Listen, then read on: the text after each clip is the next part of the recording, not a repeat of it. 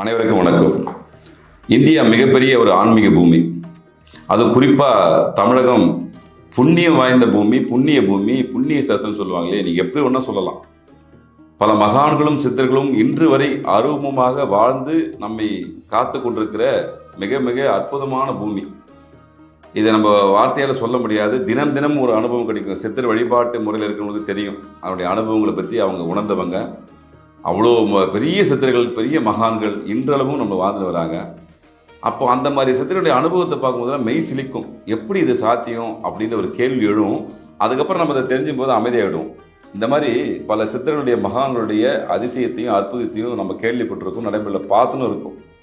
அப்படி சமீபத்தில் பார்த்த ஒரு பதிவு தான் இந்த திண்டிவனம் பக்கத்தில் நல்லாத்தூர் ஒரு கிராமம். அதாவது திண்டிவனம் டோல்கேட்டுக்கு கிட்டத்தட்ட ஒரு 6 கிலோமீட்டர் தாண்டி, அதாவது திண்டிவனம் நியர்பை, திண்டிவனத்துக்கு முன்னாடி, சென்னையிலேருந்து திண்டிவனம் நோக்கி போகும்போது திண்டிவனத்துக்கு முன்னாடி ஒரு 6 கிலோமீட்டர் நல்லாத்தூர்னு ஒரு கிராமம் இருக்குது. அங்கே பார்த்தீங்கன்னா எறும்பீஸ்வரர் அப்படின்னு ஒரு சித்தர் மகான் வாழ்ந்திருக்காரு. அந்த ஜீவசமாதி அங்கே தான் இருக்குது. சரி, இப்படி எப்போ அங்கே ஐக்கியமானன்னா 2010 ஐக்கியமாக இருக்காரு. என்னுடைய சிறப்புன்னு பார்த்தீங்கன்னு வச்சுங்களேன், அங்கே ஒரு சிறிய மேம்பாலம் ஒன்று இருந்திருக்கு. அந்த காலத்தில் இருந்திருக்கு, இப்பயும் இருக்குது. இப்போது கொஞ்சம் வளர்ச்சி அடைஞ்சிச்சு, அது கண்ணுக்கு சரியாக தெரியல. அந்த பாலத்துக்கு கீழே தான் அவர் நிர்வாண கூடத்தில் உட்காந்துருக்காரு. எந்த விஷயம் பேச மாட்டாராம், அமைதியாக இருப்பாராம். கிட்டத்தட்ட அவருக்கு 4-5 மொழிகள் தெரிஞ்சிருக்கு. ஆனால் கடைசி வரைக்கும் அவருக்கு மொழிகள் தெரிஞ்ச விஷயமே ரொம்ப நாள் கழிச்சு தான் தெரிஞ்சிருக்கு. ஆனால் நிறைய சக்திகளை பயன்படுத்தியிருக்காரு, அமான விஷயம் செஞ்சுருக்காரு, பல அற்புதங்கள் அந்த பகுதி மக்களை நிறுத்திருக்காரு, வேண்டுதல் நிறைவேற்றி கொடுத்துருக்காரு. ஆரம்ப கட்டத்தில் மக்களுக்கு சராசரியாக தான் அவர் தெரிஞ்சிருக்காரு. அதுக்கப்புறம் அவருடைய சக்தியை உணர்ந்து பின்னாடி மக்கள் ஒரு பார்க்க வர ஆரம்பிச்சிருக்காங்க. அப்பயும் அந்த பாலத்துக்கு கீழே தான் உட்காந்து போகிறான். நிர்வாணமாக அமர்ந்த குளத்தில் இருப்பார். எப்பவுமே தூங்க மாட்டாராம். பெரிய விஷயம் என்ன தெரியுங்களா, தூக்கம்ன்றது கிடையாது அவருக்கு. இதான் பெரிய ஆச்சரியமான விஷயம். அவர் தூங்குறது யாருமே பார்க்கலையாம். எப்போ போனாலும் அவர் சப்பாங்களை போட்டு அமைதியாக உட்காந்து போகலாம். இப்படி மக்கள், பொதுமக்கள் பார்க்க வரும்போதெல்லாம் நிறைய விஷயங்கள், அற்புதங்கள் கொடுத்துருக்காரு, ஆசீர்வாதம் பண்ணியிருக்காரு. ஏதாவது சின்னதாக அப்படி சாப்பிடும்போது சின்ன லைட்டை சாப்பிட்டு தூக்கி போட்டு வரான்.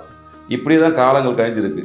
பல நாட்கள் அப்படியா இருக்குது. இவருடைய சக்திகள் அங்கே அதிகப்படுத்தி அதுக்கப்புறம் அந்த பாலத்துக்கு இவர் வரத்துக்கு முன்னாடி நிறைய விபத்துகள் நடந்திருக்கு. இவர் உட்காந்து தான் 1% விபத்து நடக்கலை. அதுக்கப்புறம் தான் மக்கள் தெரிஞ்சிருக்காங்க, ஓ இவர் மகான் வந்திருக்காரு அப்படின்னு. இவரை பற்றி ஆய்வு பண்ணி பார்க்கும்போது அவர் எந்த ஊர்லேருந்து வந்தார், எதுக்கு யாருக்கும் இது வரைக்கும் தெரியல. அது ஒரு சூட்சமாகவே இருக்குது. ஆனால் வந்தார், அங்கே இருந்தார். 2010 ஐக்கியமானார். சரி, இந்த ஐக்கியமான ஒரு பக்கம். இப்போ அந்த ஜீவ சமாதியில் நடக்கிற அதிசயம் அதுக்கு மேலே இருக்குது. இப்போ நீங்கள் இந்த ஜீவ சமாதிக்கு போனீங்கன்னா அவர் பேர் எறும்பீஸ்வரர். இதுக்கு முன்னாடி சின்ன விஷயம் சொல்லிடுறேன். ஏன் அவருக்கு எறும்பீஸ்வரர் பேர் வந்துச்சுன்னா, அந்த பாலத்துக்கு கீழே அவர் உட்காந்துக்கும்போது அவரை சுற்றி எறும்புகள் அவர் கடித்து நொறுக்கும். நம்ம சாதாரணமாக சின்ன கட்டெரும்பு செஞ்சாவே தட்டி விட்டுருவோம் இல்லையா, அந்த மகான் தட்டி விடலை. வேற யாராவது தட்டி விட்டால் திட்டி அமைச்சிருக்காரு. போ நீங்கள் இதுமாதிரி வரவே விட சைகளை காமிச்சு திட்டி அமைச்சிருக்காரு. தன்னுடைய உடம்பை எறும்புக்காகவே கொடுத்துருக்காரு.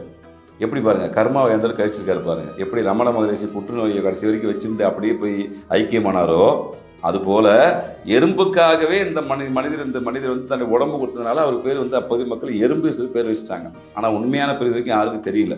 சரி, இப்போ அந்த ஜீவ சமாதியில் அதிசயம் என்னன்னா, இப்போ நாங்கள் போய் அந்த திட்ட வழிபாட்டு பண்ணுறோம் அப்படின்னா, அங்கே ஒரு பைரவர் இருக்கார். அவர் அர்த்தநாதீஸ்வரர். பைரவர் அர்த்தநாதீஸ்வரர்.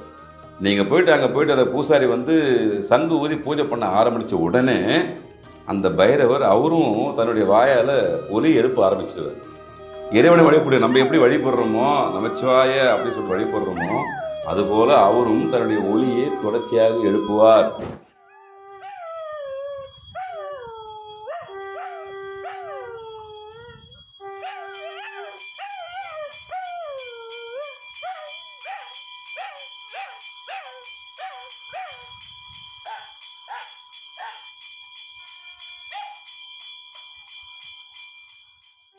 அந்த சங்கு ஊதி முடிக்கிற வரைக்கும் அவரும் கூட அந்த மகானை வழிபடுவார்.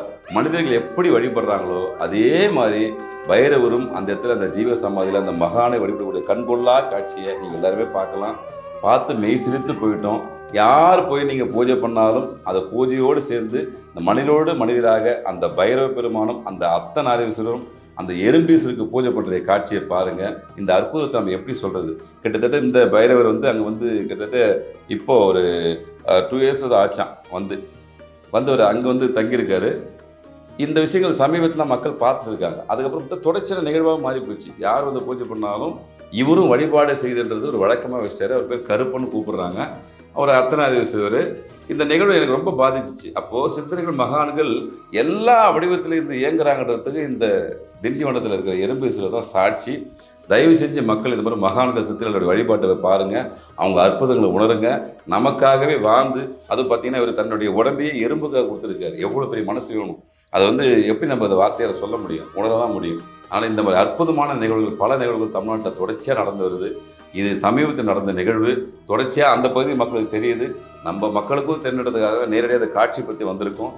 அவசியம் எறும்பேசில் பாருங்கள், உங்கள் வாழ்க்கையை முறையை மாற்றி வளமாக இருங்க. நன்றி, வணக்கம்.